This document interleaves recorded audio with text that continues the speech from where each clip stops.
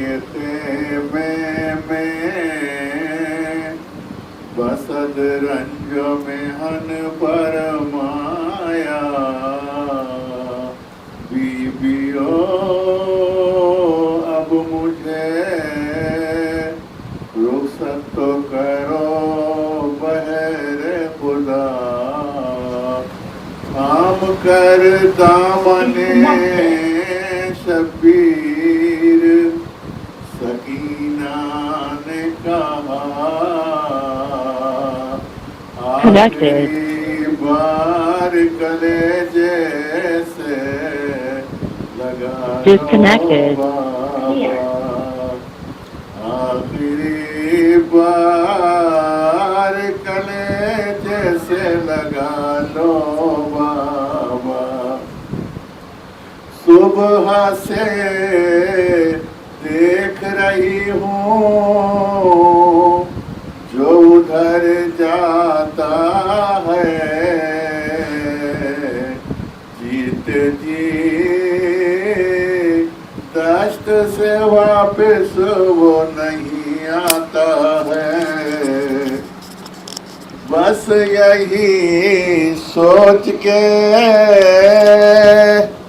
دل اور بھی گھبراتا ہے میرے گھبرائے ہوئے دل کو تسلی دو ذرا آخری بار کلیجے سے لگا لو بابا آخری بار کلیجے سے لگا لو بابا میری قسمت میں ہے لکھا میں سدا روں گی ہے یقین مجھ کو میں اشکوں ہی سے منہ دھوؤں گی تم نہ ہوگے تو راتوں کو کہاں سوؤں گی اتنا بتلا دو مجھے بہر نبی بہر خدا آخری بار کلیجے سے لگا لو بابا آخری بار کلیجے سے لگا لو بابا عون و جعفر بھی گئے قاسم و اصغر بھی گئے دیکھتے دیکھتے عباس دلاور بھی گئے انتہا یہ ہے کہ ہم شکل پیمبر بھی گئے پھر میں جانے دوں یہ بتلاؤ تمہیں کس طرح بھلا آخری بار کلیجے سے لگا لو بابا آخری بار کلیجے سے لگا لو بابا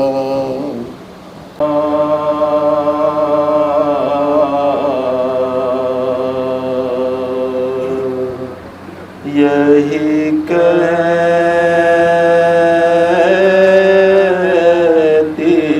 تھی نا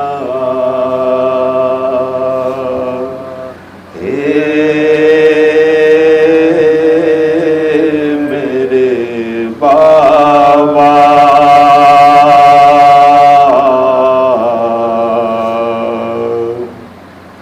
صبرا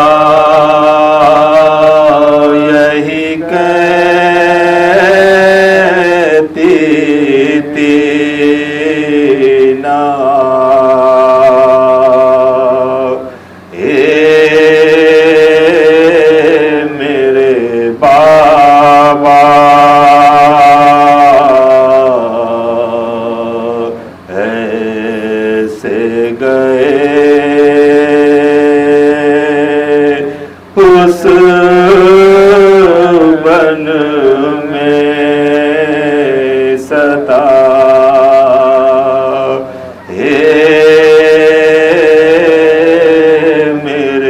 بابا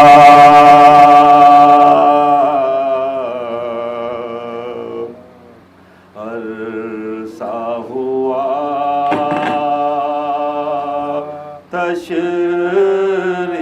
تشریف نہ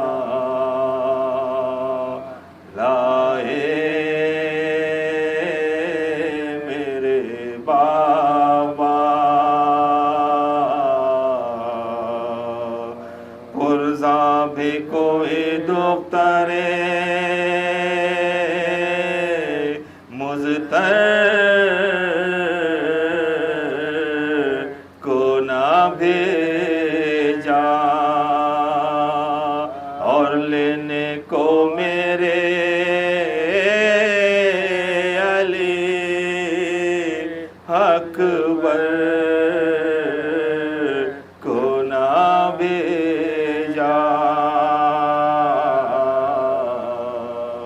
صغرا یہی کہتی تھی نا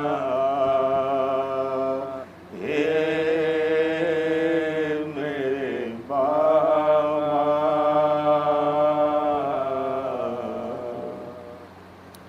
نعرے سرور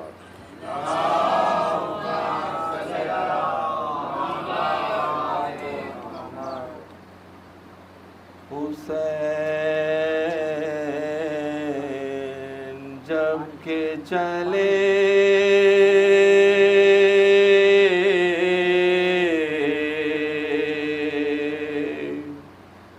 بعد دوپہر رن کو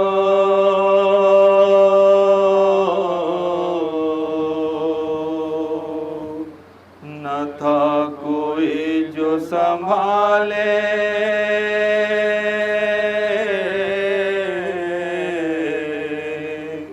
رکاب تو سن کو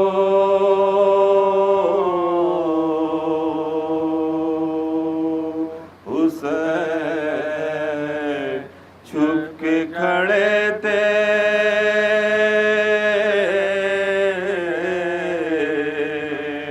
جھکائے گردن کو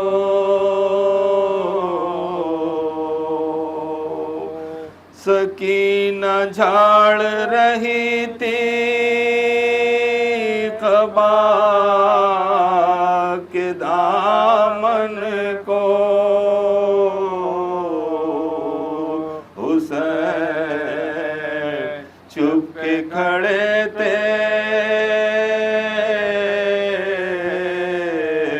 جھکائے گردن کو ناصرہ تھا کوئی شاہ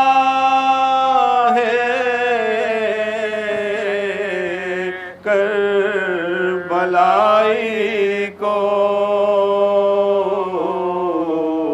فقط بہن نے کیا تھا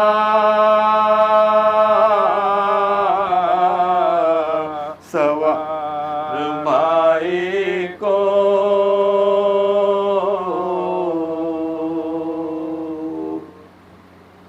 صلی علی محمد و آل محمد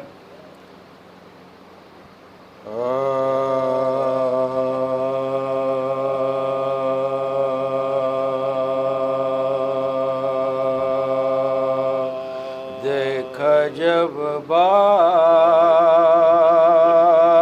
باپ کلا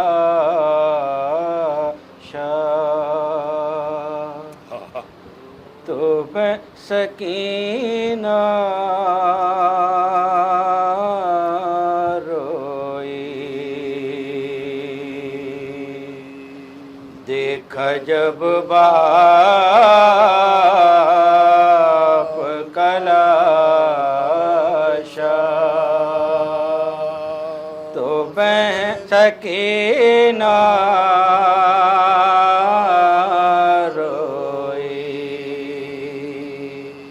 شمر نے مارا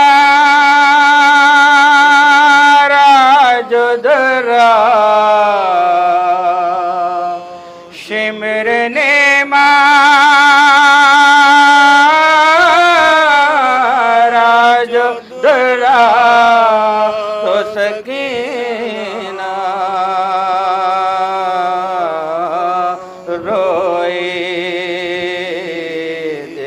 جب باپ کا لاشا تو سکینہ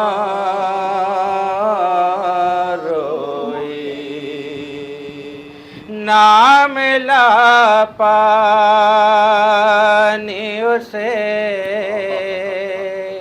نہ ملا پانی اسے آگ بجھانے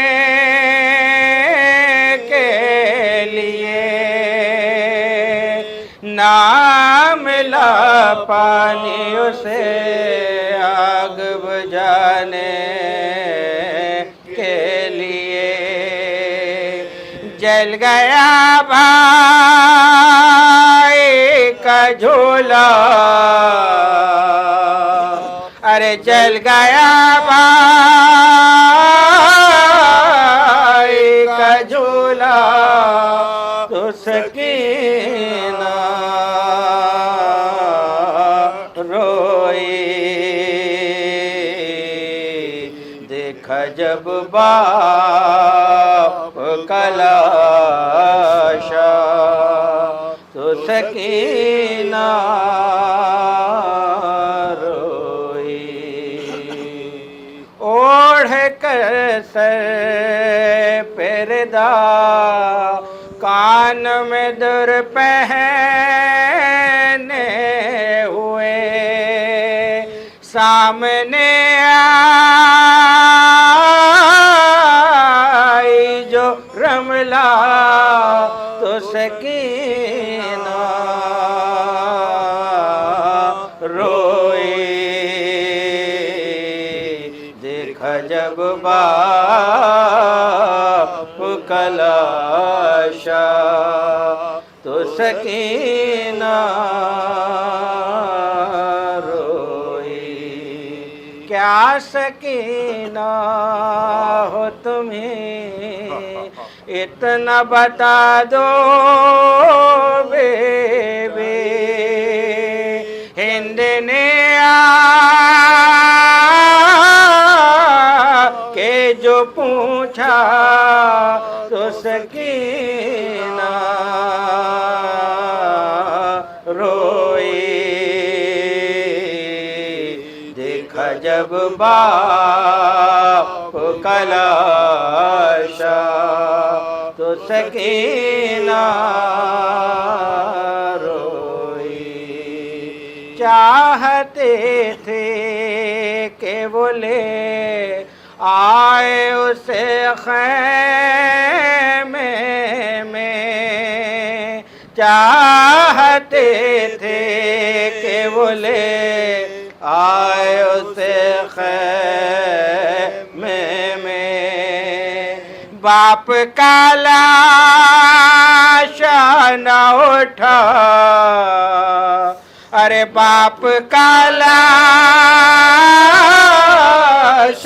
نہ اٹھا تو سکینہ روئی، دیکھا جب باپ کا لاشا تو سکینہ روئی، قید میں سنتے ہوئے باپ کے سر سے لوری، قید میں سنتے ہوئے باپ کے سر سے لوری، زخمی ہونٹوں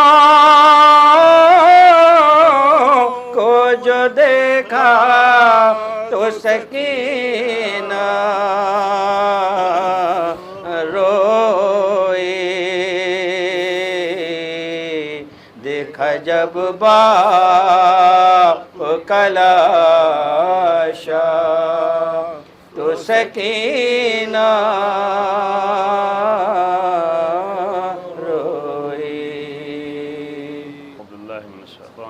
بسم اللہ الرحمن الرحیم الحمد للہ رب العالمین الرحمن الرحیم مالک یوم الدین ایاک نعبد و ایاک نستعین اهدنا الصراط المستقيم صراط الذين أنعمت عليهم غير المغضوب عليهم ولا الضالين. لا حول ولا قوة إلا بالله العلي العظيم. اعوذ باللہ من الشیطان اللعین الرجیم. بسم اللہ الرحمن الرحیم. الحمد للہ رب العالمین والصلاة والسلام علی سید الانبیاء والمرسلین خاتم النبیین بالقاسم محمد.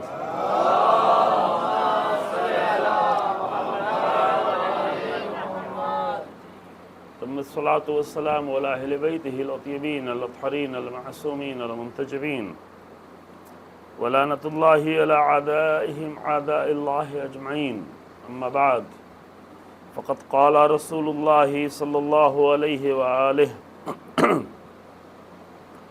فإذا التبست عليكم الفتن كقطع الليل المظلم فعليكم بالقرآن فإنه شافع مشفع فإنه شافع مشفع وماحل مصدق. صلوات محمد وعلى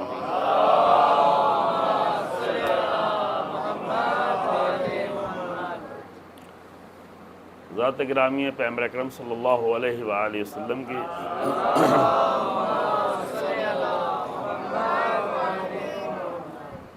دو حدیثیں ہیں، ایک قرآن کے بارے میں ہے اور ایک قرآن و اہل بیت علیہ السلام کے بارے میں. تو حدیث کا ترجمہ اور ایک دو مطلب آپ کی خدمت میں عرض کرنا ہے انشاءاللہ کہ مفید ہو ہم سب کے لیے اور ربط مصائب. حدیث یہ بہت ہی اہم حدیث ہے، شیعہ سنی دونوں کے یہاں موجود ہے کہ رسول اللہ نے فرمایا کہ فَإِذَا الْتَبَسَتْ عَلَيْكُمُ الْفِتَنُ كَقِطْعِ اللَّيْلِ الْمُظْلِمِ. جب فتنے تمہیں گھیر لیں لباس کے طریقے سے، ہر طرف سے تمہیں فتنے ڈھک لیں، ہر طرف سے فتنے تمہیں گھیر لیں، كَقِطْعِ اللَّيْلِ الْمُظْلِمِ، جیسے تاریک رات کی طرح سے، سیاہ رات کی طرح سے، ایک ایسی رات جو اتنی زیادہ تاریک ہو کہ جہاں کچھ دکھائی نہیں پڑتا ہو.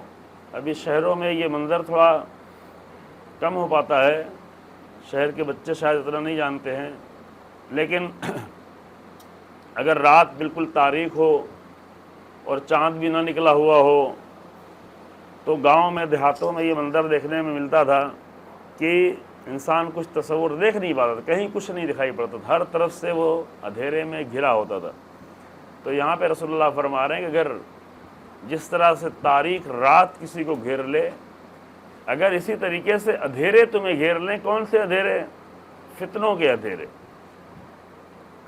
اگر فتنے آ کر تمہیں گھیر لیں، فتنے یعنی یہ کہ ایسی چیزیں کہ جو تمہیں راہ حق سے دور کر رہی ہوں، جو تمہارے دین میں، سوچ میں، فکر میں مشکل پیدا کر رہی ہوں. فتنے باریک ہوتے ہیں، بعض لوگ اس کو سمجھ نہیں پاتے، اسی لیے ضروری ہے کہ مومن میں سمجھ زیادہ ہو. مومن کو ایک کام کرنا ہے، یہ عام طور سے ہم اپنی ذمہ داری نہیں سمجھتے. ہم سمجھتے ہیں ہم کو نماز پڑھنی ہے، روزہ رکھنا ہے، پیسہ ہو جائے تو حج کر لینا ہے اور کچھ اعمال اور انجام دے لینا ہے، قربانی کر کے کھا لینا ہے نا. لیکن مومن یہ ضروری نہیں سمجھتا کہ اس کو اپنا شعور بھی بڑھانا ہے، اس کو اپنی عقل بھی بڑھانا ہے، اس کو اپنی سمجھ بھی بڑھانا ہے. جبکہ سمجھ کا بڑھانا ہر چیز سے بھی زیادہ اہم ہے، کیونکہ اگر انسان کی سمجھ بڑھ جائے، عقل بڑھ جائے تو اس کی نماز بھی زیادہ قیمتی ہو جاتی ہے، اس کا روزہ بھی زیادہ اہم ہو جاتا ہے، اس کے اعمال بھی زیادہ بہتر ہو جاتے ہیں. سمجھ کے بغیر اگر انسان کر رہا ہے تو اس کی کوئی ویلیو نہیں ہوتی. ممکن ہے ہماری نگاہوں میں ہو کہ یہ تو بڑی نمازیں پڑھ رہا ہے، بڑے روزے رکھ رہا ہے، اللہ کی نگاہوں میں نہیں ہوتی. وہ واقعہ آپ لوگوں کو سنا ہوگا کہ وہ بنی اسرائیل کا عابد ایک جزیرے میں تنہا عبادت کرتا تھا اور بہت زیادہ عبادت کرتا تھا. مسلسل جزیرے میں تھا تو کچھ کرنا ہی نہیں تھا، خالی عبادت کرنی تھی. تو فرشتے دیکھ کے حیرانی میں تھے کہ یہ اتنی زیادہ عبادت کر رہا ہے تو اس کو کتنا زیادہ ثواب ملنے والا، اجر ملنے والا ہے. تو انہوں نے شوق پیدا ہوا کہ اللہ سے پوچھا اسے کتنا ملے گا. تو اللہ نے کہا اگر دیکھنا چاہتے تو میں دکھا دیتا ہوں. جب دکھایا تو بہت تھوڑا سا تھا، بہت ذرا سا اس کو اجر مل رہا تھا. تو فرشتہ حیرت میں پڑ گیا کہ اتنا زیادہ یہ عبادت کر رہا ہے اور اس کو اجر اتنا تھوڑا سا مل رہا ہے، یہ کیوں؟ کہا اس لیے کہ عبادت زیادہ کر رہا ہے لیکن سمجھ اس کی کم ہے، یہ سمجھتا نہیں ہے۔ فرشتہ مطمئن نہیں ہوا، کہا اچھا جا کے خود ہی کچھ دن ساتھ میں رہ کے خود ہی دیکھ لو مسئلہ کیا ہے۔ تو فرشتہ بھی ان کے پاس انسانوں کی شکل میں آ گیا اور ان کا شاگرد بن کے رہنے لگا، وہ بھی انہی کی طرح عبادت کرنے لگا۔ پھر ایک مرتبہ پوچھا، یہ کافی میں روایت ہے، معتبر کتاب میں، ایسے نہیں پڑھ رہا ہوں۔ ایک مرتبہ پوچھا اس نے، ایسے ہی کہا کہ تم اکیلے رہتے ہو، کتنی عبادت کرتے ہو، کتنا یہاں مزہ آتا ہے، اللہ کے نزدیک کتنا زیادہ اہم ہونا چاہیے، تمہیں کتنا یہاں پہ اچھا لگتا ہے۔ کہا اچھا تو بہت ہے، اتنا اچھا جزیرہ ہے، اتنی ہریالی ہے، اتنا خوبصورت ہے۔ چونکہ بنی اسرائیل کے زمانے کے جزیرے یعنی کیا؟ یعنی میڈیٹرینین سی، جو بہت ہی ہریالی ہے۔ میڈیٹرینین سی کے آس پاس جتنے بھی ملک ہیں وہ سب بھی کیا ہیں؟ بہت ہی خوبصورت، چاہے فلسطین ہو، چاہے لبنان ہو، چاہے مصر ہو، چاہے ادھر اٹلی ہو، چاہے یونان ہو، اور آگے بڑے اسپین ہے، ادھر نیچے افریقہ میں، اوپر اور نیچے کے سارے ملک کیا ہیں؟ بڑے خوبصورت ہیں۔ اور اس کے اندر جو جزیرے ہیں وہ تو اور بھی زیادہ خوبصورت ہیں، جو بنی اسرائیل اسی کے آس پاس رہتے تھے۔ اس سمندر میں جو جزیرے ہیں تو وہ جزیرے بہت ہی زیادہ خوبصورت جزیرے ہیں۔ جزیرہ خضرا بھی وہیں پہ ہے، لیکن امام مہدی والا نہیں۔ جی ہاں، وہ ایک جزیرہ ہے جو حکومت تھی، اسماعیلیوں کی حکومت تھی مصر میں، ان کی جب حکومت ختم ہوئی تو حکومت ساری اپنا کشتی میں سمیٹ کے جو کچھ پیسہ ویسا بچا تھا وہ چلے گئے جزیرے میں، چونکہ جان کو خطرہ تھا۔ سمندر میں چلے گئے، سمندر میں جاتے جاتے ایک جزیرے میں پہنچ گئے، جزیرے میں اپنا سامان ٹھہرایا اور آیا، اور ان کی جو ہے بہرحال اولاد تھی، بال بچے تھے، سب کچھ تھے۔ اب کوئی آدمی کبھی راستہ بھٹکا اور بھٹکتے بھٹکتے اس جزیرے میں پہنچا، وہاں جا کے دیکھا کہ وہاں لوگ رہ رہے ہیں، کہ یہاں کا یہ بڑا خوبصورت جزیرہ ہے، یہاں کیا ان لوگ عبادت بھی کر رہے تھے، اچھے بھی لوگ تھے، بہرحال ڈائریکٹ سادات نسل سے وہ لوگ تھے، اگرچہ اسماعیلی تھے لیکن تھے تو سادات نسل کے۔ تو یہاں کون نے کہا کہ ہمارا حاکم جو ہے وہ مہدی ہے، اور ان کا نام مہدی تھا جو وہاں سے نکلے تھے۔ تو وہ کہانی آ کے ہمارے امام مہدی والی بن گئی۔ وہ سب امام مہدی کہانیوں میں آپ لوگ نہیں پڑھیے گا، لیکن یہ معلوم ہے کہ میڈیٹرینین سی میں جتنے بھی جزیرے ہیں وہ بڑے شاندار اور بہت ہی خوبصورت جزیرے ہیں۔ امام مہدی کو کسی ایک جزیرے میں رہنے کے لیے تھوڑی نہیں رکھا گیا ہے۔ امام مہدی ایک جزیرے میں محدود رہنے کے لیے نہیں ہیں، وہ امام ہیں، ٹھیک ہے، امام غیب کی حالت میں ہیں، لیکن یہ کہ اپنی ذمہ داریاں تھوڑی نہیں بھول بیٹھے ہیں، معاذ اللہ معاذ اللہ، وہ سب ضرورتوں کو پورا کر رہے ہیں۔ تو بہرحال وہ جزیرے جتنے بھی ہیں آس پاس کے وہ خوبصورت تھے، اور وہاں پر وہ جو ہے عبادت کر رہا تھا، اور ہریالی بہت زیادہ تھی۔ تو اس نے بڑی حسرت سے کہا فرشتے سے، یہ جو فرشتہ آیا ہوا تھا، کہا کہ یہاں پہ اتنی ساری گھاس پھوس ہے، اتنی ہریالی ہے، اور سب بیکار جاتی ہے، اے کاش کہ اللہ کا گدھا ہوتا اور وہ آ کر یہاں پر چر لیا کرتا تو یہ گھاس پھوس بیکار نہ جاتی۔ یعنی اس نے اپنی اللہ کی معرفت اس کے ذہن میں سے اتنی تھی کہ اللہ ہوگا، اس کی سواری ہوگی، اس کا گدھا ہوگا، اس گدھے پہ وہ بیٹھتا ہوگا، تو بیچارے کی معرفت کیا تھی؟ اتنی کم معرفت تھی۔ تو فرشتے نے کہا کہ وہ اللہ نے جو تمہیں دیا ہے وہی بہت زیادہ ہے، تم تو اس کے بھی لائق نہیں ہو، لیکن اللہ نے دے رکھا ہے۔ تو یہ واقعہ میں نے اس لیے بیان کیا عزیزو کہ جس چیز کو ہم لوگ ضروری نہیں سمجھتے ہیں وہ دین میں بہت زیادہ ضروری ہے، اور وہ ہے عقل و شعور کا بڑھانا، وہ اپنی سمجھ کا بڑھانا، اپنی معرفت کو بڑھانا، اپنی بصیرت کو بڑھانا۔ یہ بہت ہی بنیادی مسئلہ ہے جس کو ہم نے بالکل لازم نہیں سمجھا کہ جو جہاں پر ہے رہنے دو، کمانے میں عقل بڑھا لو، بزنس کرنے میں عقل بڑھا لو، اچھا ہے وہاں بھی بڑھانا چاہیے، وہاں بھی انسان کو نیچے نہیں رہنا چاہیے، لیکن دین میں بھی عقل کو بڑھانا چاہیے۔ ایسا نہ ہو کہ ہر کام میں تو بہت زیادہ عقل بڑھی ہوئی ہو اور دین میں عقل جو ہے بالکل 1000 سال پرانی والی ہو۔ جیسے آج دیکھتے ہیں آپ کہ 21ویں صدی میں بہت زیادہ ترقی کرنے والے لوگ، وہ جب دین کے مرحلے میں آتے ہیں تو پتھروں کے سامنے آگے کھڑے ہو جاتے ہیں۔ یہ عقل کی بات، جو الیکٹران پہ بھی کنٹرول کیے ہوئے ہیں، الیکٹرانک چیزیں بنا رہے ہیں اور دنیا میں بڑی بڑی ایجادات کر رہے ہیں، جب دین کا مسئلہ آتا ہے تو اتنے بڑے احمق بن جاتے ہیں، اپنے ملکوں میں بھی اور دوسرے ملکوں میں بھی اتنے بڑے احمق بن جاتے ہیں کہ جس چیز کے سامنے لا کے کھڑا کر دیا جائے اور جو بھی کرنے کو کہہ دیا جائے وہ کرنے کے لیے تیار ہو جاتے ہیں۔ تو جو لوگ کر رہے ہیں وہ تو کر رہے ہیں، انشاءاللہ وہ وقت آئے کہ وہ بھی نہ کریں، آپ ایسا سمجھائیں، لیکن پہلے ہمیں خود سمجھنے کی ضرورت ہے کہ اللہ نے دین کے معاملے میں بھی عقل کو استعمال کرنے کے لیے کہا ہے، اور زیادہ۔ انشاءاللہ آپ کے سامنے میں چند مطالب عرض کروں گا۔ جناب ابی ذر کے بارے میں کچھ کبھی کبھی غلط چیزیں بیان کر دی جاتی آپ لوگوں کے سامنے، اور آپ لوگ تاریخ نہیں پڑھتے، معتبر کتابیں نہیں پڑھتے، تو فرق بھی نہیں کر پاتے کہ صحیح بات پڑھی گئی ہے اور غلط بات پڑھی گئی تو اس میں صحیح والی کون سی ہے اور غلط والی کون ہے۔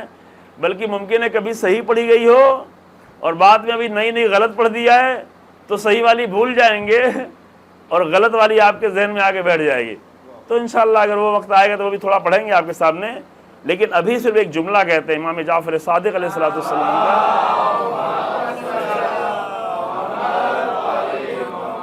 کہ حضرت ابوذر کا مقام اتنا زیادہ بلند تھا، تو کس لیے بلند تھا؟ اس لیے نہیں کہ بہت زیادہ نمازیں پڑھتے، اس کا مطلب یہ نہیں کہ آپ لوگ نماز کم کر دیں، نہیں، ایسے ہی کہاں بہت زیادہ پڑھتے ہیں کہ کم کریں، جو واجب ہے اس کو نہیں چھوڑنا ہے۔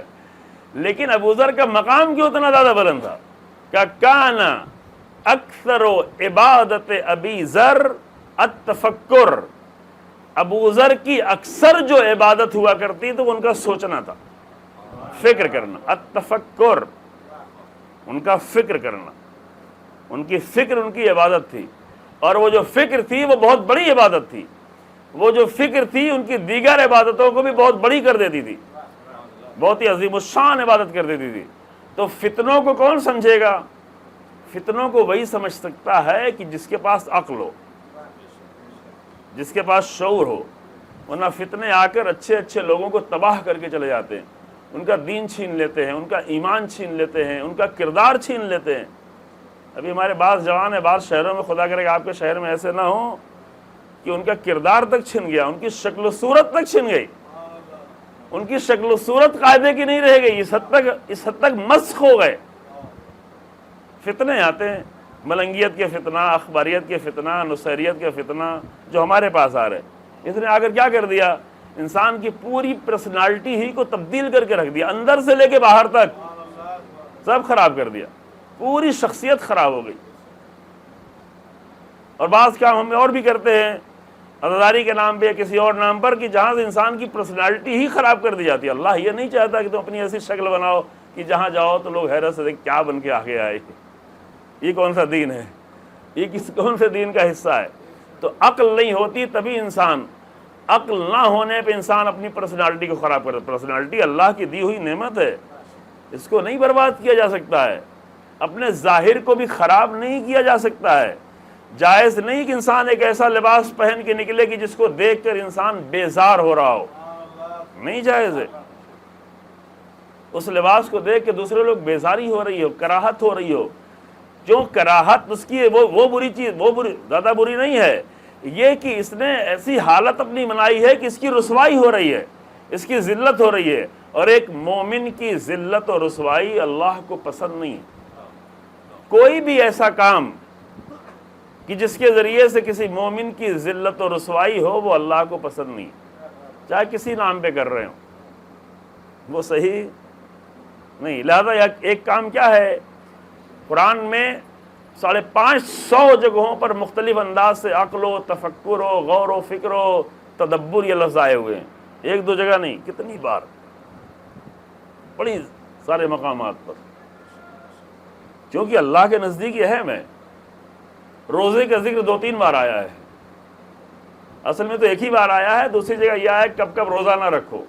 روزہ جیسا اتنا اہم عمل جس میں آپ کو 14-15 گھنٹے بھوکے رہتے رہتے حالت خراب ہو جاتی ہے، اس کے لیے قرآن کی ایک آیت آئی ہے کہ روزے کی حکم یہ ہے، پھر ایک جگہ کہا کہ ہاں یہ حالت ہے تو روزہ نہ رکھو، بس سفر میں ہو، مریض ہو تو روزہ نہ رکھو بس۔ اور عقل کے لیے کتنا آیا ہے؟ 500 سے زیادہ بار۔ تو اس کا مطلب یہ بھی نہیں ہے کہ اب روزہ اور کم کر دیں، عقل تو ویسے ہی رہے. نہیں، روزہ جتنا رکھتے ہیں اس کو رکھیں. جب واجب روزے تو کبھی بھی نہ چھوڑیں، چاہے گرمی کا ہو، چاہے مشکل کا ہو، چاہے امتحان کا ہو، چاہے ایگزام پیریڈ کا ہو. واجب تو چھوڑا ہی نہیں جا سکتا، لیکن عقل کو بڑھائیں. اصل مسئلہ ہے کہ مومن اپنی عقل کو بڑھائے. یہ بات نہیں کہی جاتی ہے. امیر المومنین کی اتنی ساری حکمتیں اس لیے ہیں، حکمت یعنی saying of wisdom, sayings of wisdom. Wisdom کی اتنی باتیں نہج البلاغہ میں ہیں. اس کے علاوہ 2 جلدیں ہیں جس کو کہتے ہیں غرر الحکم. حکم یعنی وہی حکمت، یعنی وزڈم کے بہت بلند بلند مطالب، روشن مطالب. اتنے حکمت کے اور وزڈم کے مطالب اس لیے ہیں کہ ایک مومن کبھی حکمت سے دور نہ ہونے پائے، وزڈم سے دور نہ ہونے پائے، عقل سے دور نہ ہونے پائے، کبھی بھی نہیں. نہ مشکل وقت میں، نہ اچھے وقت میں، نہ نعمت کے وقت میں، نہ مصیبت کے وقت میں دوری نہ ہونے پائے. یہ اہم مسئلہ ہے. مجھے یہ بیان نہیں کرنا تھا، لیکن آگے اس لیے تاکید کر رہا ہوں عزیزو. اس کے لیے کوشش کریں، اس کے لیے فکر کریں، اس کے لیے مطالعہ کریں. سنی سنائی باتیں نہ کریں. اب سنی سنائی باتیں ہمارے ممبروں پہ بھی ہوتی ہیں. آپ کو بھی سنی سنائی باتیں سننے کی زیادہ عادت ہے. ایک اہل سنت عالم پاکستان کے گزر گئے، انتقال کر گئے. وہ کہہ رہے ہیں کہ ہم لوگ سنی اس لیے ہیں کہ ہم لوگ سنی سنائی باتیں زیادہ سنتے ہیں. سنی ہو گئے، سنی سنائی باتیں. تو اب تو وہ تو سنی تو تھے ہی، اب آپ لوگ بھی سنی ہوئے جا رہے ہیں. صرف سنی سنائی باتیں کرنا ہے. لطیفہ ہے البتہ. سنی اصل وہ ہوتا ہے یعنی جو رسول اللہ کی سنت پہ چلے. تو رسول اللہ کی سنت پہ تو چلنا نہیں ہے، تو وہ والے تو سنی رہے نہیں کہ رسول اللہ کی سنت پہ چلیں. تو سنی سنائی باتیں سن کے سنی ہوتے چلے گئے. ہم لوگ بھی شیعہ وہ ہوتا ہے. شیعہ کسے کہتے ہیں؟ شیعہ اسے کہتے ہیں جو اہل بیت کے راستے پہ چلے. اور اہل بیت کے راستے پہ بھی نہیں چلنا ہے، ہم نے طے کر رکھا ہے معاذ اللہ کہ اہل بیت کی راہ پر بھی نہیں چلنا ہے. اہل بیت کا نام لینا ہے، اہل بیت کے قصیدے پڑھنا ہے، اہل بیت کے نام پر ثواب لینا ہے، اہل بیت کے نام پر تبرک پہ تبرک کھانا ہے، لیکن اہل بیت کے راستے پہ نہیں چلنا ہے. تو پھر کیا بچتا ہے؟ پھر سن سن کے سنی ہوتے رہو. میں تھوڑا مذاق کر رہا ہوں آج آپ سے، ٹھیک ہے؟ لیکن یہ اس لیے کہہ رہا ہوں عزیزو کہ سنی سنائی باتیں اگر آپ سنتے رہیں گے تو کبھی بھی حق تک نہیں پہنچیں گے. ان الظن لا یغنی من الحق شیئا. یہ سنی سنائی گمان کی باتیں کبھی حق سے آپ کو بے نیاز نہیں کریں گی. قرآن ہے یہ، کبھی نہیں. جب امام حسن علیہ السلام سے پوچھا گیا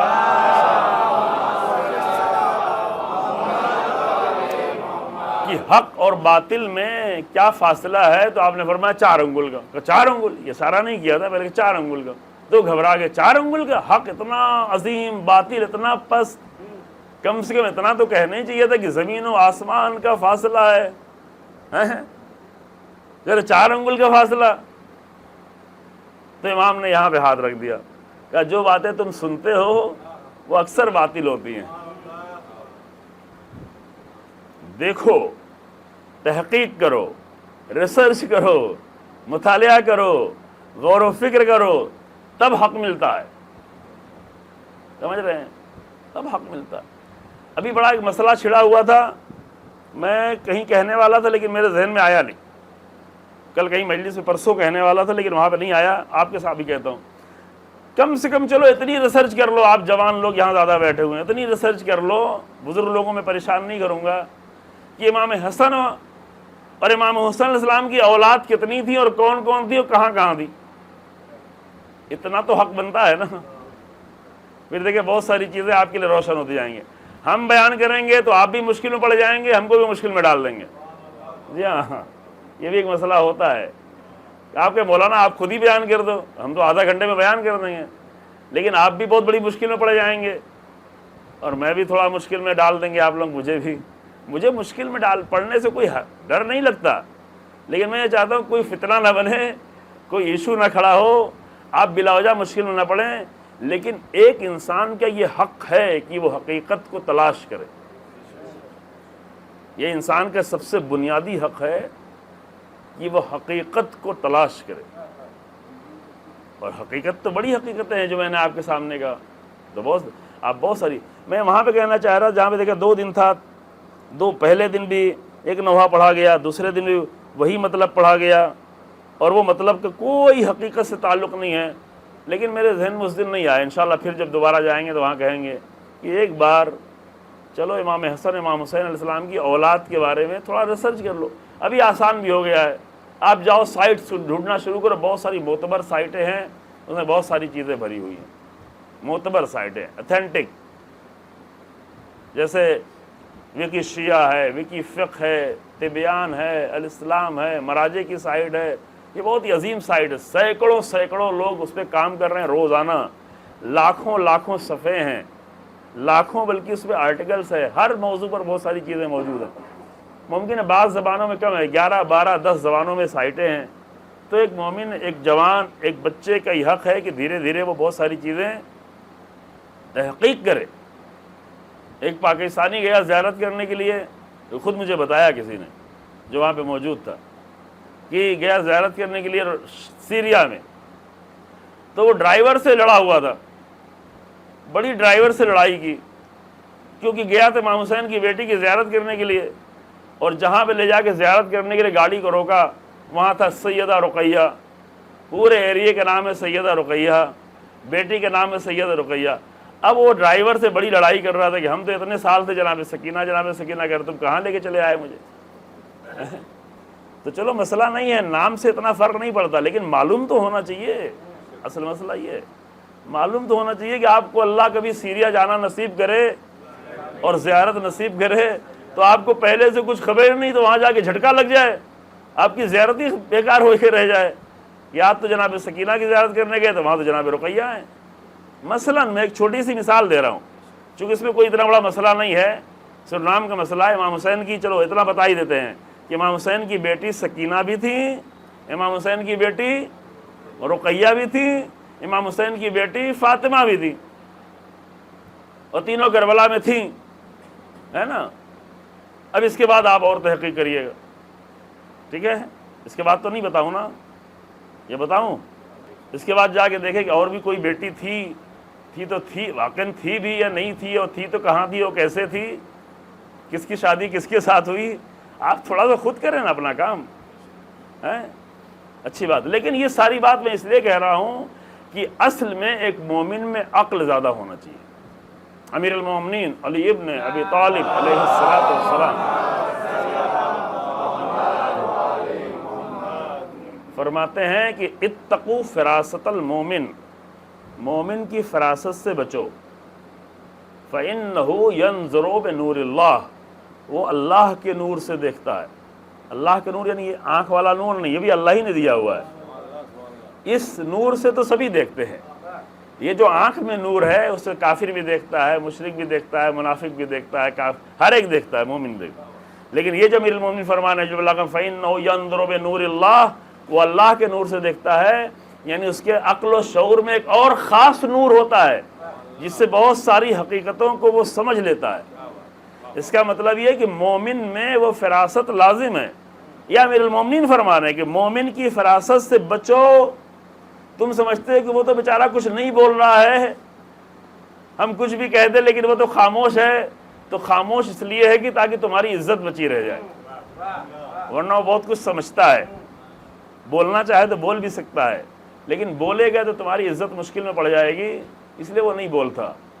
جو ایک مومن کا کام یہ ہے کہ دوسرے مومنوں کی عزت کو بچائے، دوسروں کی عزت جانے نہیں دے عزیزو۔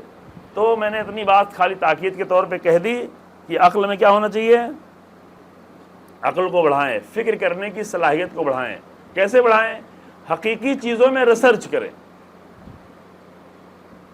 جب موبائل ملے تو جا کے خالی لوڈو نہیں کھیلیں، کیا ہے کیا کون سا گیم ہے بیٹا، دھڑام والا، فری فائر۔ ہاں فری فائر نہیں کھیلو، جی ہاں، اس سے عقل نہیں بڑھنے والی ہے۔ بس خالی جو ہے کبھی کبھی انسان اتنا پاگل ہو جاتا ہے کہ موبائل پہ گولیاں چلاتے چلاتے باہر بھی گولی چلانا اس کے لیے آسان ہو جاتا ہے نا۔ ٹرین میں گولی مار دیتا ہے، اس کو مار دیتا ہے اس کو، کیونکہ فری فائر زیادہ کھیلا ہوگا، تو اس سے عقل نہیں بڑھتی۔ لیکن اسی پہ بیٹھ کے اگر ریسرچ کرنا شروع کرو، کسی بھی موضوع کو لے لو، ریسرچ کرو، تھوڑی دیر تھوڑا سا دیکھو، پڑھنے کا دل نہیں چاہتا ہے تو یوٹیوب پہ بھی جا کے ریسرچ کر سکتے ہو، بہت ساری حقیقی چیزیں وہاں پہ بہت ساری بیان، بہت تاریخی چیزیں، بہت دوسری چیزیں بیان کی گئی ہیں۔ گندگیوں میں نہیں جاؤ، کوڑے دان میں نہ جاؤ، نالے میں اپنے آپ کو نہ ڈالو، اچھی چیزیں بھی ڈھونڈو، بہت ساری اچھی چیزیں بھی موجود ہیں۔ یہ انسان کام کرے گا تو واقعاً اس کے اندر بہتری آئے گی، اس کے ہر پہلو میں بہت زیادہ اچھائی آئے گی، ورنہ قیامت کے دن وہی والا شکوہ ہوگا۔ کیا یہ لطیفہ ہے نا، آپ اتنی دور سے آئے ہوئے تھکے ہوئے، تو میں بہت سخت والی مجلس سے نہیں سنا رہا ہوں، بچے بھی ہیں ان کو بھی سمجھ میں آ جائے انشاءاللہ کہ قیامت کے دن اللہ کہے گا کہ تم نے کیا کیا میری نعمتوں کے ساتھ؟ چونکہ نعمتیں ہیں تو حساب تو دینا پڑے گا۔ قانون یہ کہ نعمتوں کا حساب دینا پڑتا ہے، جس کے پاس جتنی بڑی نعمت اتنی بڑا حساب بھی ہے، کہ یہ بھی عقلی قانون ہے۔ اگر ایک کمپنی کے مینیجر سے پوچھا جائے گا تو اس کا حساب زیادہ ہوگا، لیکن اگر گیٹ کیپر ہوگا اس کا حساب کم ہوگا، کیونکہ تمہیں کتنا دیا گیا ہے؟ تمہیں 8-10 ہزار روپے دیا جاتا ہے اور گیٹ کی رکھوالی کرنی پڑتی ہے، صرف اتنا کام ہے۔ تو گیٹ کے بارے میں تم سے پوچھا جائے کون آیا کون گیا، کوئی غلط آدمی تو نہیں چلا گیا، لیکن مینیجر سے کیا پوچھا جائے گا؟ پوری کمپنی کے بارے میں پوچھا جائے گا کہ لاس میں جا رہی ہے یا آگے جا رہی ہے۔ چونکہ نعمتیں زیادہ، تنخواہ زیادہ، عہدہ زیادہ، مرتبہ زیادہ، عزت زیادہ، تو ذمہ داری بھی زیادہ۔ اللہم صلی علی محمد۔ تو اس کے بارے میں زیادہ پوچھا جائے گا۔ ویسے درختوں سے تھوڑی نہیں پوچھا جائے کہ تم نے کتنا پھل دیا، پھل میٹھا تھا کہ پھر میٹھا نہیں تھا۔ ارے اللہ نے اس کو تھوڑی سی نعمت دی ہے، وہ ہو گیا، اس کا کام تمام ہو گیا، پھل دے کے چلا گیا۔ جانوروں سے نہیں پوچھا جائے گا کہ تم نے کتنا دودھ دیا، چیٹنگ تو نہیں کی، دودھ تو نہیں روکا۔ جانور تھے، دودھ دے دیا، کھا پی کے ختم۔ لیکن انسان جس کو عقل دی، شعور دیا، فکر دیا، دل دیا، رشتے دیے، امام دیے، ہادی دیے، رسول دیے، کتابیں دیں، اس سے پوچھا جائے، علماء دیے، اتنی ساری نعمتیں دیں، سب پہ غلبہ دیا۔ تو جب اتنی ساری نعمتیں دی جائیں گی تو پوچھا اتنی ساری نعمتیں میں نے تم کو دی تھی، تم نے کیا کیا کیا؟ اب وہ روایتیں میں سب نہیں پڑھوں گا کہ جوانی کے بارے میں پوچھا جائے گا کہ جوانی جیسی نعمت دی تھی تم نے کیا کیا، تمہارے صحت جیسی نعمت دی تھی تو تم نے کیا کیا؟ بیمار ہوئے تو پتہ چلا ارے میں تو بیکار ہو گیا، اب کسی کام کا نہ رہا۔ جو صحت تھی تو کیا کیا؟ زندگی کی نعمت کا کیا کیا؟ زندگی جیسی نعمت دی تھی۔ تو یہ سب تو ہے ہی ہے۔ تو یہ انسان آخر میں کہے کہ پروردگارا، میں تو تیری ساری نعمت کو برباد کر کے آیا ہوں، تو بڑا لطیف و کریم ہے، تو معاف کر دینے والا ہے، لیکن اے میرے اللہ تیری ایک نعمت کو میں نے بالکل برباد نہیں کیا۔ کہا کون سی نعمت؟ کہا عقل والی نعمت تو نے دی تھی، اس کو میں بالکل بچا کے لایا ہوں، میں نے اس کو بالکل استعمال نہیں کیا، ہے نا؟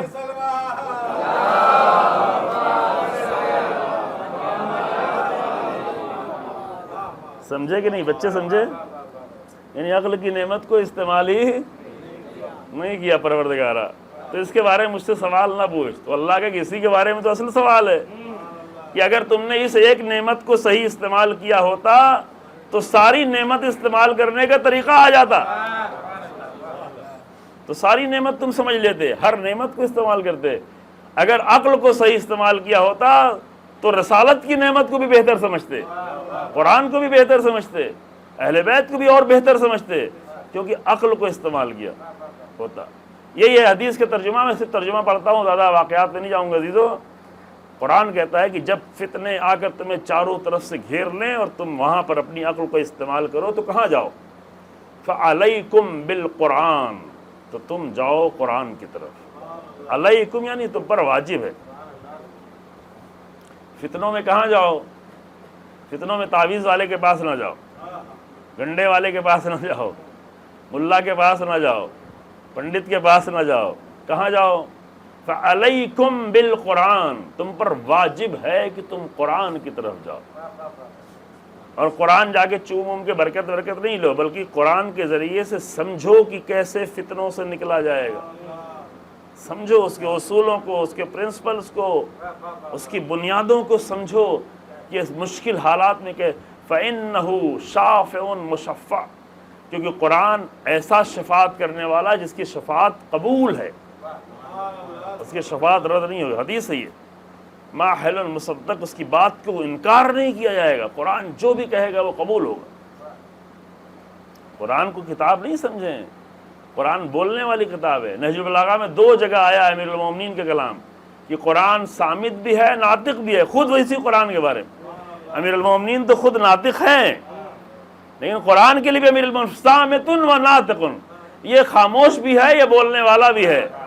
جو اس کو خاموش بنا کے رکھ دے اس کے لیے خاموش ہے، جو قرآن سے بات کرنے لگے قرآن اس سے بات کرنے لگتا ہے۔ اگر آپ کو حوالہ چاہیے ہوگا ابھی آپ پوچھیے کہ میں بتا دوں گا کہ یہی قرآن بات کرتا ہے۔ اور اگر بات کرنا نہ چاہو تو وہ جو اہل بیت قرآن ناطق ہیں وہ بھی صامت ہو جائیں گے۔ یہ تو انسان کا کام ہے نا۔ اگر اہل بیت سے بات نہیں کرنا ہے، نہ اہل بیت کے کلام سننا ہے، نہ اہل بیت کی حدیث سننا ہے، نہ اہل بیت سے کچھ بات کرنا ہے، تو جو اللہ کی طرف سے بات کرنے والے تھے ان کو بھی تم نے کیا کر دیا؟ ان کو بھی خاموش کر دیا، جیسے مدینے والوں نے امیر المومنین کو خاموش کر دیا، نہیں کیا، بولنے والے کو خاموش کر دیا۔ امام حسن کو کوفے والوں نے خاموش کر دیا۔ تو اصل معاملہ ہے کہ بات کرنے والا کون ہے، اور اگر بات کرنے لگے آیت اللہ جوادی عاملی جیسا انسان تو یہی قرآن ان سے بات کرتا ہے۔ اگر امام سید سجاد علیہ السلام جیسا انسان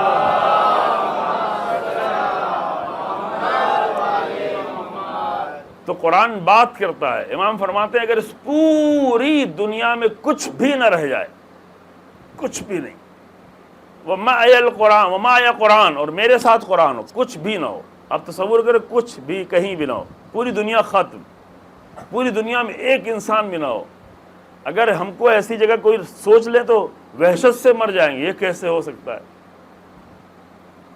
ٹھہر نہیں پائے گا انسان، دہشت زدہ ہو جائے گا۔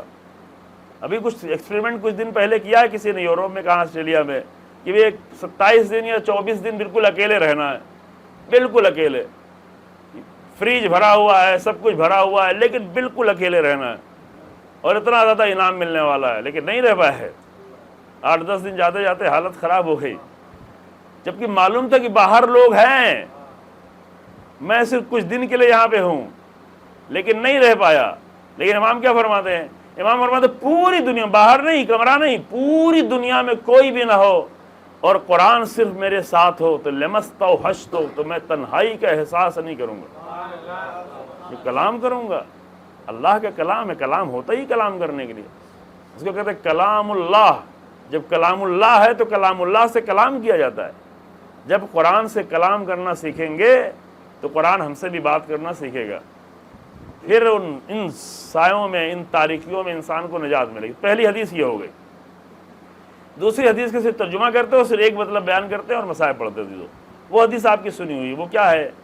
حدیث یہ ہے کہ مثل اہل بیتی کا مثل سفینۃ نوح من رکبھا نجا ومن تخلف عنہا غرقا۔ میرے اہل بیت کی مثال کشتی نوح کی ہے، جو اس پہ سوار ہو گیا وہ نجات پا گیا، جو اس سے پیچھے ہٹا وہ غرق ہو گیا۔ یعنی وہاں بھی اگر آپ کو نجات چاہیے ہے تو قرآن سے، فتنوں میں، شدید تاریخ فتنوں میں نجات چاہیے ہے تو قرآن کی طرف جاؤ۔ یہاں پہ فرمایا کہ فتنوں کی موجیں اگر اٹھ رہی ہوں، گمراہیوں کی موجیں اگر اٹھ رہی ہوں تو گمراہیوں کی موجوں میں تمہیں نجات کون دے گا؟ کشتی۔ کشتی کون؟ وہ کشتی جو نجات دینے والی ہے، اور جو میری کشتی ہے وہ نوح جیسی کشتی ہے۔ میرے اہل بیت کی کشتی مثل اہل بیت کا مثل سفینۃ نوح، یہ نوح کی کشتی کی طرح سے نجات دیتی ہے، لیکن ایک شرط ہے، وہ شرط رسول اللہ نے بتا دی، وہ اسی پہ غور کر لیں اور مجلس تمام کر دیں۔ شرط یہ ہے کہ اس کشتی پہ جو سوار ہوگا اسی کو نجات ملے گی۔ رسول اللہ نہ کہتے تب بھی قانون میں یہی ہے کہ طوفان آیا ہوا ہو تو کشتی پہ جب تک سوار نہیں ہوں گے تو نجات ملے گی۔ طوفان، ایسا طوفان کہ نوح جیسا طوفان، جہاں پہاڑ بھی ڈوب رہے ہوں، درخت بھی ڈوب گئے ہوں، بڑے بڑے مکانات بھی ڈوب گئے ہوں۔ اب آپ کہیں نہیں اس زمانے میں اتنے لمبے لمبے ٹاورز نہیں بنتے تھے تو میں کسی ٹاور پہ چلا جاؤں گا، نہیں، جب اللہ طوفان بھیجے گا تو جہاں تک انسان جائے گا وہاں تک وہ طوفان بھی جائے گا۔ جی ہاں، اگر نوح کا بیٹا پہاڑ کی چوٹی پہ نہ چڑھتا تو شاید طوفان تھوڑا اور نیچے ہی رہ جاتا، لیکن تو پہاڑ پہ پناہ لینے گیا ہے تو میں اسی پہاڑ پہ تجھے ہلاک کروں گا۔ میرے نبی کو چھوڑ کے تو پہاڑ پہ گیا ہے، تو وہی پہاڑ تیری ہلاکت کا سبب بن جائے گا۔ اور تو کیا قانون کیا ہے؟ بس قانون سن لے اور تمام عزیزو، قانون یہ ہے کہ جب اتنا بڑا طوفان آیا ہو جہاں سب کچھ ڈوب رہا ہو اور کوئی بھی چیز بچانے والی نہیں ہو، کشتی پہ سوار ہو تو بچ جاؤ گے، درخت ڈوب جائیں، پہاڑ ڈوب جائیں، بلڈنگیں ڈوب جائیں اور کشتی بچانے والی ہو تو کیا کرنا ہے؟ بچے سنیں، کیا کرنا ہے یہاں پہ؟ کشتی پہ سوار ہو جانا چاہیے۔ عقل مند انسان، دیکھیں عقل کی بات میں شروع میں اسی لیے کر رہا تھا، آ گئی تھی، میں نے سوچا نہیں تھا، آپ کی قسمت تھی اس لیے آ گئی۔ عقل مند انسان کیا کرے گا؟ عقل مند انسان جو ہے اتنے بڑے طوفان میں، اب پہلے تصور کر لیں اتنا بڑا طوفان ہر طرف، ابھی ہماچل پردیش کا طوفان دیکھا تھوڑا آپ لوگوں نے؟ تھوڑا یوٹیوب پہ جا کے دیکھ لیا، اتنا زیادہ نہیں تھا، کہیں کہیں بہہ رہا تھا، لیکن کتنا نقصان پہنچا گیا۔ یوں ٹرک جو ہے بہتے چلے جا رہے ہیں، بسیں بہتی چلی جا رہی ہیں، گاڑیاں تو بالکل تنکے کی طریقے سے بہتی چلی جا رہی ہیں۔ یہ اللہ کی قدرت ہے کہ اللہ جب طاقت دکھانا چاہتا ہے تو پانی جیسی ملائم چیز کو اتنا زیادہ مضبوط بنا دیتا ہے۔ یہ اللہ کا کام۔ اللہ کہاں دکھاتا ہے؟ ہوا جیسی ملائم چیز کو، ہوا جیسی ملائم چیز اور پانی جیسی ملائم چیز۔ اللہ نہیں کہتا کہ مجھے اپنی طاقت دکھانی ہوگی تو میں پہاڑ تمہیں بہا بہا کے لاؤں گا، نہ، پانی کو لے آؤں گا۔ پانی جیسی نرم و نازک و ملائم چیز کو اتنا قوی بنا دیں گے کہ تمہارے پہاڑ بھی اس کے مقابل میں نہیں ٹکیں گے۔ دیکھا ہے پہاڑوں کو بہتے ہوئے کیسے آ رہے ہیں؟ نہیں دیکھا آپ لوگوں نے؟ دیکھا ہے، بچے دیکھتے ہیں، بزرگ لوگوں نے نہیں دیکھا ہوگا۔ پورے پہاڑ ایسے ٹوٹتے کٹتے بہتے چلے جا رہے ہیں پہاڑ۔ درخت تو کوئی معنی ہی نہیں رکھتا۔ یہ اس لیے دکھایا جاتا ہے کہ انسان سمجھے۔ پھر اگر ایسا طوفان ہو کہ پورا شہر ڈوب گیا ہو تو اب یہاں پر عقل مند انسان وہ ہوگا جو جا کر کشتی پہ جلدی سے بیٹھ جائے۔ لیکن اگر کشتی پہ نہ بیٹھے تو بہ جائے گا نا۔ ہاں، یہی بات بتانی تھی۔ جی ہاں، اب اہل بیت کشتی ہیں کون سے طوفان میں؟ اب پانی والا طوفان آپ بھلا دیں، گمراہی کا طوفان، فتنوں کا طوفان، ہر طرف گمراہی، کالج میں جاؤ وہاں گمراہی، اسکول میں جاؤ وہاں گمراہی، ہر طرف فساد فتنے، حکومت میں جاؤ وہاں گمراہی، ہر طرف شہر میں جاؤ وہاں گمراہی، ہر طرف گناہ، ہر طرف فتنہ، ہر طرف گناہ، ہر طرف طوفان اٹھا ہوا ہے۔ اس طوفان میں رسول اللہ نے فرمایا کہ میرے اہل بیت ہیں، اس کشتی میں تم سوار ہو، نجات دیں گے۔ تو نجات دینے کے لیے کیا فرمایا؟ من رکبہا نجا، جو اس پہ سوار ہو۔ اب کیا کریں؟ اب جلدی 2 منٹ میں حل کریں ورنہ مجلس لمبی کر دیں گے، اس کو جلدی سمجھیں۔ 3 گروہ ہو سکتے ہیں۔ ایک گروہ وہ ہے جو بڑا عقل مند ہے، جا کے کشتی پہ بیٹھ گیا اور سوار ہو گیا، طوفان کتنا بھی بڑھنا ہو بڑھتا رہے، پہاڑ تک جانا ہو تو جائے، 10 پہاڑ تک جانا ہو، یا کشتی ہے تو کیا پرواہ ہے، جتنا بھی پانی اوپر جائے گا کشتی اتنی اوپر چلی جائے گی، پہاڑ نیچے رہ جائے گا، درخت نیچے رہ جائے گا، بلڈنگیں نیچے رہ جائیں گی، لیکن کشتی تو اوپر، جتنا بھی طوفان بڑھاؤ، 1000 میٹر بڑھا دو، لیکن کشتی اتنی اوپر چلی جائے گی۔ تو جو کشتی پہ بیٹھ گیا وہ تو بڑا خوش ہے، بھائی کشتی پہ بیٹھ گئے، عقل مند انسان ہے۔ لیکن ایک گروہ وہ تھا کہ کیا، نہیں کشتی نہیں، میرا گھر چھوٹ رہا ہے، یہ کشتی میرے گھر چھڑا رہی ہے مجھ سے، ہے نا، تو کشتی سے دشمنی کرنے لگے کہ تیرے اوپر بیٹھیں گے تو میرا گھر ڈوب جائے گا، میرا گھر چھوٹ جائے گا، میں نے لاکھوں کروڑوں میں گھر بنایا ہے، تو کشتی سے دشمنی کرنے لگے، نہیں کشتی پہ تو نہیں بیٹھیں گے، کشتی کو ماریں گے، کشتی پہ پتھر پھینکیں گے، کشتی پہ آگ پھینکیں گے، کشتی کو جلانے کی کوشش کریں گے، کیونکہ یہ کشتی مجھ سے میرے گھر سے چھڑا رہی ہے۔ تو یہ آدمی عقل مند ہے یا بیوقوف ہے نا؟ بتاؤ بچوں، ہے بیوقوف نا، کہ بھئی ابھی گھر چھوڑو اپنا بنایا ہوا، ابھی اللہ کی کشتی پہ جاؤ، اپنا چھوڑو اللہ کی کشتی پہ جاؤ۔ یہی حال ہے، اگر اہل بیت کی کشتی پہ سوار ہونا ہے تو تو اپنی بنائی ہوئی بہت ساری چیزیں چھوڑنی پڑیں گی. اپنا بنایا ہوا دین، اپنی بنائی ہوئی رسمیں، اپنی بنائی ہوئی فضول چیزیں، اپنے بنائے ہوئے ذہنی خیالات، اپنے آباء و اجداد کی بنائی ہوئی بہت ساری غلط چیزیں، صحیح چیزیں نہیں چھوڑنا ہے، غلط چیزیں چھوڑنی پڑیں گی. اگر وہ چاہیے تو یہ چھوڑنا پڑے گا، لیکن اسے چھوڑنے کو تیار نہیں ہے. جو اپنے بنائے ہوئے کو چھوڑنے کو تیار نہیں ہے وہ کبھی بھی کشتی پہ سوار نہیں ہو سکتا. ہاں، یہ سمجھ لیں اچھی طرح سے.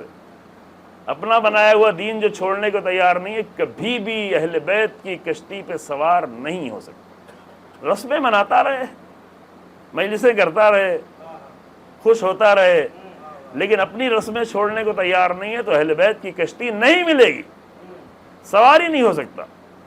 تو یہ ہو گیا دشمن، دشمنی کرنے لگا، دشمنی میں مارنے لگا. اب یہاں تو میرے خیال سے کشتی کو کوئی دشمن نہیں ہوگا، لیکن کام ایسے ہوتے ہیں کبھی کبھی. اب ایک گروہ ایسا ہوا، کہا کہ نہیں کشتی تو بہت اچھی ہے، کشتی تو بڑی، دشمن نہیں ہے، دشمن نہیں ہے، وہ کہہ رہا کشتی بہت اچھی ہے، کشتی بہت مضبوط ہے، کشتی بہت خوبصورت ہے، کشتی بہت نورانی ہے، کشتی کے قصیدے پڑھ رہا ہے، کشتی کے بارے میں رات بھر محفلیں کر رہا ہے، قصیدے پہ قصیدے پڑھتا جا رہا ہے، دل نہیں بھر رہا، خوب پڑھ رہا ہے، بہت اچھی بات ہے. لیکن اس سے کہا جا رہا ہے کہ سوار ہو تو سوار نہیں ہو رہا ہے. کہا نہیں، میں سوار نہیں ہوں گا، سوار تو میں اپنے ہی چلوں گا، زندگی تو میری اپنی چلے گی، طریقے تو میرے اپنے ہی ہوں گے، انداز تو میرا اپنا ہی ہوگا، سوار میں نہیں ہوں گا. تو انصاف سے بتائیں ان تین گروہ میں کون نجات پائے گا؟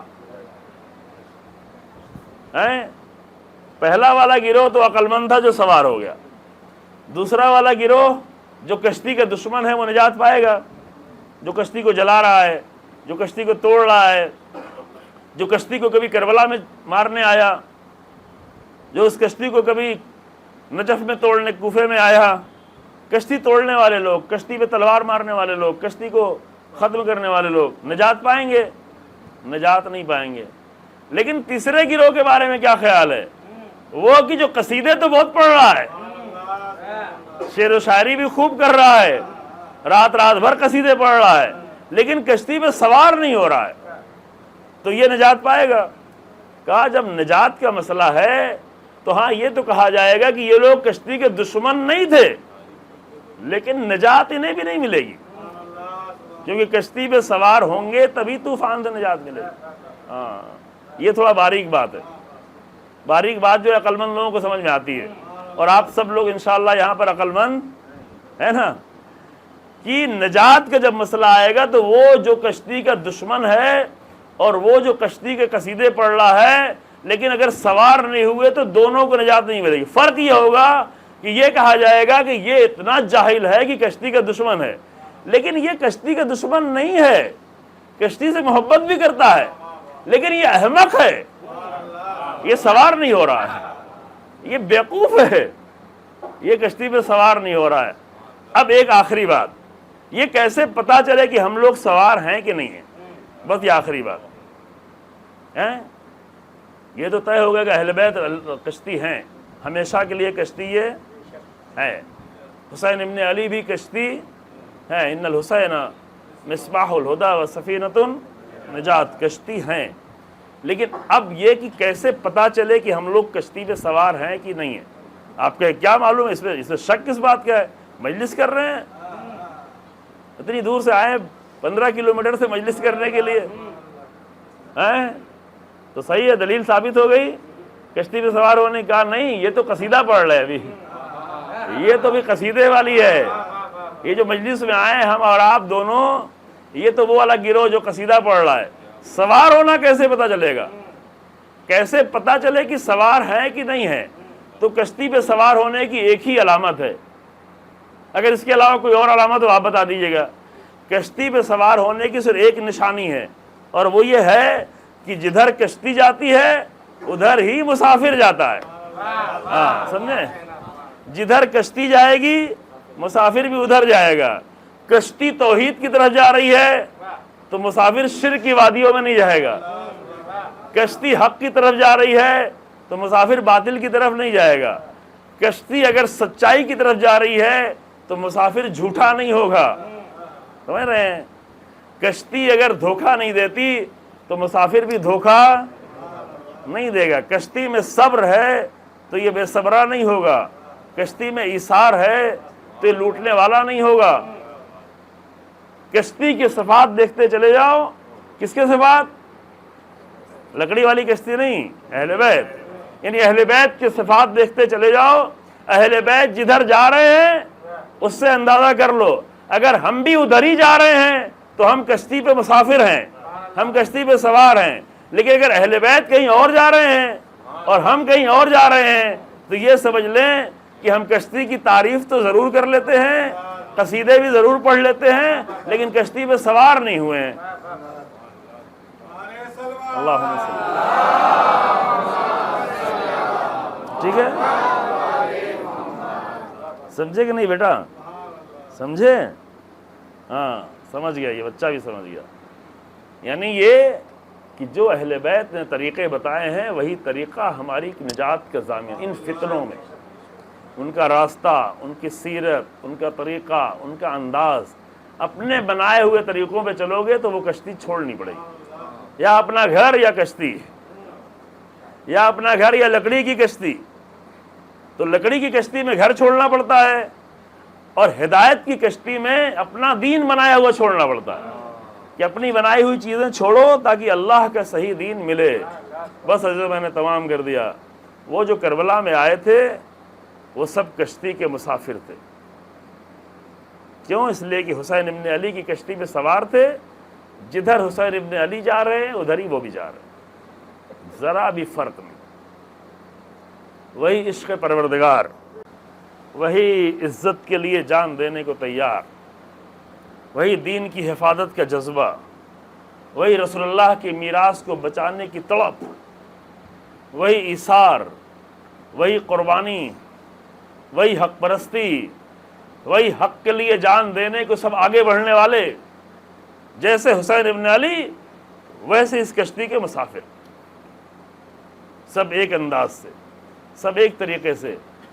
یہ سب کشتی کے کتنے اچھے مسافر ہیں، یہ شب عاشور میں بھی معلوم ہوا ان کی زبان سے، اور روز عاشور معلوم ہوا ان کے عمل سے، کہ وہی کیا جو حسین ابن علی نے کیا، وہی چاہا جو حسین ابن علی نے چاہا۔ اور اس کشتی کے مسافر تو کوفے تک بھی گئے، شام تک گئے۔ صرف وہی لوگ مسافر نہیں تھے جو شہید ہو گئے، وہ لوگ بھی مسافر تھے جن کو بازاروں تک لے جایا گیا، لیکن نہ ان کے ایمان میں خلل آیا، نہ ان کے ارادوں میں کوئی کمزوری آئی۔ مشکل سے مشکل وقت آتا گیا لیکن ذرہ برابر نہ کشتی میں ہچکولے آئے نہ مسافروں کے ایمان میں ہچکولے آئے، وہی حالت رہی۔ شام غریبہ کا منظر کوئی تصور کر سکتا ہے؟ ویسے چند جملے بصائب پڑھتا ہوں عزیزوں، زیادہ دیر نہ ہو۔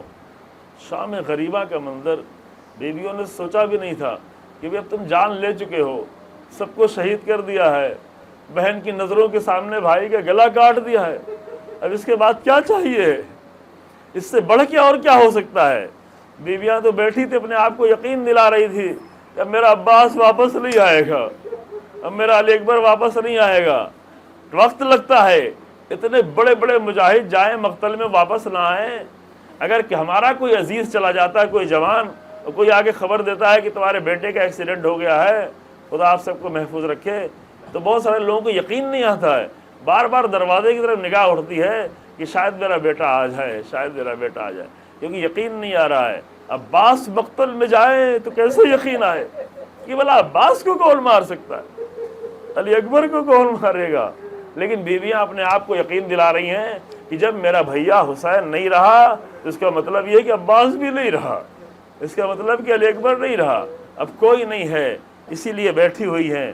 لیکن کیا دیکھا کہ چند گھوڑے ہیں جو چلے آ رہے ہیں، 10 یا 12 گھوڑے ہیں جو چلے آ رہے ہیں، ایک صف میں چلے آ رہے ہیں۔ اس کام کے لیے لوگوں ساتھ کے لشکر میں کوئی بھی تیار نہیں ہوا، اتنے ملعون لوگ تیار ہوئے، وہی 10 لوگ۔ ایک صف میں گھوڑوں کو باندھا گیا، جب گھوڑے باندھے گئے تو دیکھا لاشیں بھی ہٹائے جا رہے ہیں، سب اگر لاشیں ہٹا رہے، کون ہٹا رہا ہے؟ امام حسین کے لشکر میں تو کوئی نہیں بچا تھا، عمر سعد کے لشکر کے لوگ آ کر لاشیں ہٹا رہے ہیں کہ نہیں میں حر کا لاشا پامال نہیں ہونے دوں گا، میں حبیب بن مظاہر کا لاشا پامال نہیں ہونے دوں گا۔ کسی کا کسی بھی قبیلے سے کوئی بھی رابطہ تھا تو سارے لاشیں اٹھا کے لے گئے، لیکن حسین ابن علی کا لاشا مقتل میں پڑا رہا، اور ان ملعونوں نے اپنے گھوڑوں سے حسین ابن علی کی لاش پہ، آپ کو یہ پتہ ہے کہ امام کا سر پسے گردن کاٹا گیا تھا، امام سجدے کی حالت میں تھے اور پسے گردن سر کاٹا گیا تھا، تو پہلے امام کی پیٹھ پہ گھوڑے دوڑاتے رہے، اور پیٹھ پہ گھوڑے دوڑانے کے بعد لاش کو سیدھا کیا، اور سیدھا کرنے کے بعد امام کے سینے پہ گھوڑے دوڑاتے رہے۔ یہ جملے ان ملعونوں نے خود ہی کہے ہیں کہ جب دربار میں پہنچے اور کہا کہ میری رکابوں کو سونے چاندی سے بھر دو، کہا تم نے ایسا کیا خاص کیا ہے؟ کہا ہم نے وہ کیا ہے جو کسی نے بھی نہیں کیا۔ کہا تم نے کیا کیا ہے؟ کہا نحنو قد رززنا صدر الحسین، صدر یعنی سینہ، صدر الحسین بعد ظہرے، ظہر یعنی پیٹھ، پہلے پیٹھ پر ہم نے گھوڑے دوڑائے، پیٹھ کے بعد حسین کے سینے میں گھوڑے دوڑائے، اور اتنی دیر تک گھوڑے دوڑتے رہے، گھوڑے جاتے تھے واپس آتے تھے، پھر جاتے تھے پھر واپس آتے تھے، اتنی دیر تک گھوڑے دوڑائے گئے کہ سینے کی ہڈیاں ٹوٹ کر پیٹھ کی ہڈیوں سے ملتی چلی گئی، پسلیاں ٹوٹتی گئی، حسین ابن علی کی ہڈیاں اور پسلیاں ٹوٹتی گئیں، اور یہ منظر بہن دیکھتی رہی، یہ منظر بیٹیاں دیکھتی رہیں، یہ منظر چھوٹے چھوٹے بچے دیکھتے رہے۔ انا للہ و انا الیہ راجعون۔ سیعلم الذین ظلموا ای منقلب ینقلبون۔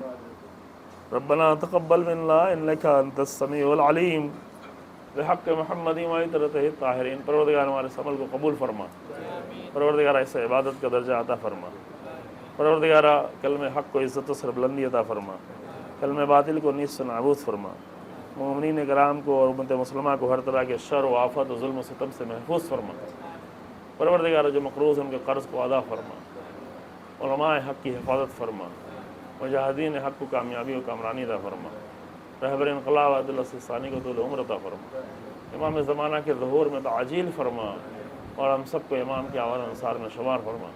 ایک سورہ فاتحہ پڑھ کے بانی مجلس کے تمام مرحومین اور اپنے مرحومین کی روح کو حساب فرما۔ اللہم صلی اللہ علیہ وسلم۔